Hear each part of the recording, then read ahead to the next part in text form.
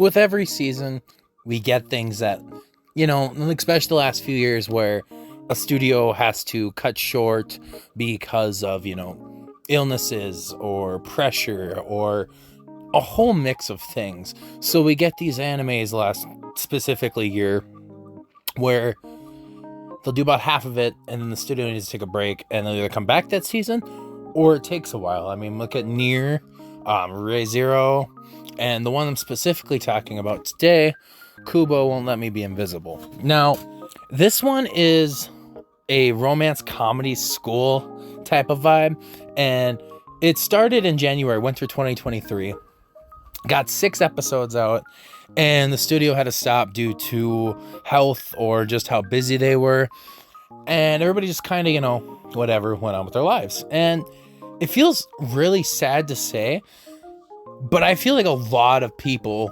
forgot about this show because, I mean, this season right now, spring 2023, that is finally coming to a close and starting off the summer season in the next couple weeks here, has so many jam-packed things that I could understand why you would forget about it, sadly.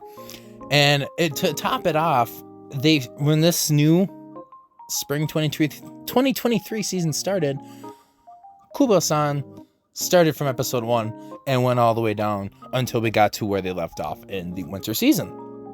Now, that kind of sucks. I was very attached to this show, and I kind of understand why people aren't huge into it. I mean, there's always every season you got at least 2 to 3 school romance comedies. But this one to me felt like the winner of that season, and it just got dismissed because of that and everything that happened. Now, is it like intense depth plot? Hell no. No, not even close. But the way they adapt it and make it flow in a feeling that feels so, at least to me, relatable. Because I'll be honest, I mean, look at this channel here. I exactly wasn't the coolest kid, and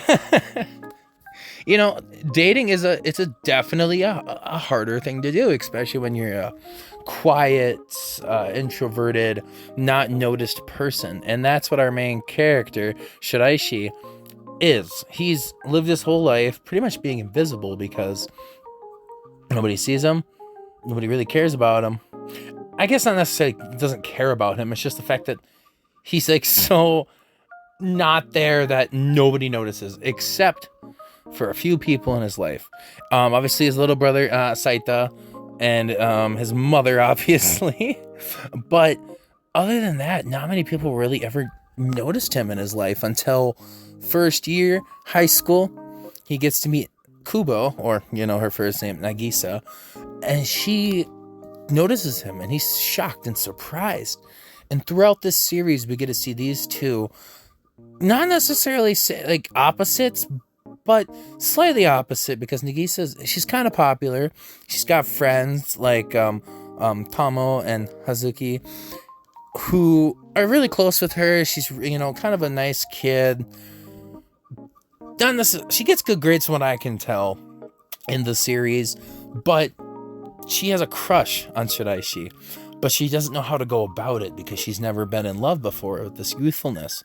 And Shiraishi, at the opposite end of it, is a shy, timid, quiet, not, like out of this world looking boy who, well, let's be honest here, he doesn't even have real friends, So we get this balance of like Shiraishi trying to just somewhat be able to talk to Kubo-san and, just form a bond there, while you've got Kubo-san trying to, get with Shiraishi to just get to know him better so that they can hopefully someday date. Now, Shiraishi clearly has attracted to Kubo. There's no doubt about that. However, he definitely doesn't know how to do that, and he doesn't want to admit that he likes her, even though the further you get into the series, the more you realize that Kubo is trying to get Shiraishi to know, but doesn't know how to approach it. And the further you get into it, obviously, the more they both start to realize things and so on and so forth. But then you've got a couple little side things going on while you've got that. You got Kubo's older sister, Akina, and she's kind of that little push for Kubo to, you know, like, oh, yeah, Shiraishi, he seems like a pretty nice boy, and embarrassing her and giving her advice and telling, you know, Shiraishi things that Nagisa likes, and you just kind of like giving him hints and tail wags, just so he kind of knows what Kubo likes. So when he finally gets to realizing, he can take care of her, because Akina definitely approves of Shiraishi. And Shiraishi also takes care of his little brother that I mentioned earlier, Saita, who is this absolutely adorable little boy who ends up getting a crush on Saki, who is Nagisa and Akina's little cousin, who looks a lot more like Nagisa than Akina does in some ways. But you know what? We won't get into that. But even Saita has a crush on Saki. And it's just this really cute chemistry type of feel. Wow, we get this family bonding. And it's just one of those shows that just makes you feel like you're just living your past high school life. And some people, that's not, they don't freaking like that at all. And I never read the manga, so I don't exactly know where this is going to go this very last episode next week. But dang, I am on the edge of my seat, because that last episode was fantastic. And the backgrounds and everything aren't exactly the most prominent and just huge, noticeably big things. The biggest moments to me are either Shiraishi or Nagisa's faces whenever they get this like really almost like a heartfelt crush type moment, or when they realize things about each other. They get this nice little smile and this head tilt, and their eyes glisten, and the background gives these beautiful highlights. And Studio Pine Jam did fantastic with that, and I definitely give them credit for everything. And the show, obviously, with a light-hearted felt, doesn't take itself too seriously, and that's what makes it even feel more special.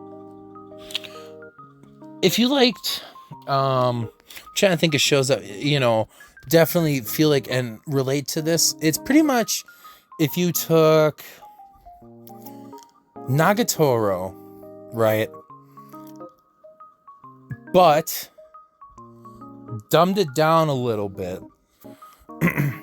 That's pretty much, in my opinion, what you would get. So let's take Nagatoro and mix it with Aheron-san from last spring.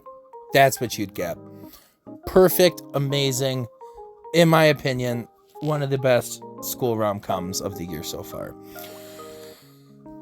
And that's pretty much all I gotta say about that. If you haven't given this show a shot, give it a shot. The last episode of the season airs next Monday, so you got 11 episodes to binge, and I promise you will probably fall in love with it. And if not, hey, at least you got to watch a pretty decent rom-com show. So with that being said, this has been Squids. If you enjoyed this video, please leave a like and smash that subscribe button. It means a lot to me, and it gets me keep going and going. And you know what? That's pretty much all I got, though. So thanks for watching, and we'll see y'all in the next video. Peace.